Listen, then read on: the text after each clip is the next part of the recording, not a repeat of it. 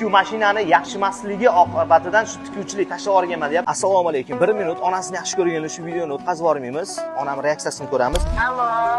Assalomu alaykum. Va alaykum assalom. Ona yaxshimisiz?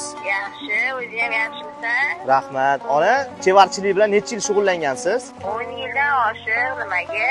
Keyin hozirda nimaga chevarchilik tashlab yubordingiz siz? Tikuv mashinani shaylardi, yaxshi emasdi.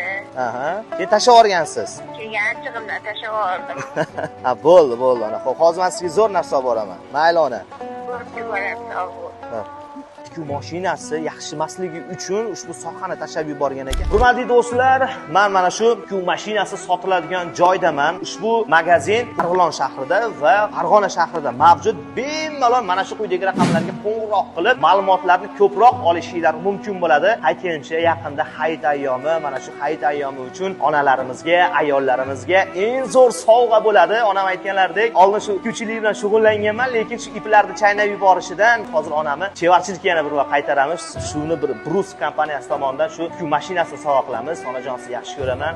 Aytgancha, onalarini yaxshi ko'rgan insonlar ushbu videoni do'stlarimizga jo'natib qo'yamiz va qolaversa, bayramga eng zo'r sovg'a bo'ladi deb umiddaman. Demak, onalarimizga va barcha ayollarimizga ushbu mahsulotlarni bemalol sovg'a qilishinglar mumkin. Ko'rishguncha, bizda davom etinglar, sizlarni yaxshi ko'ramiz.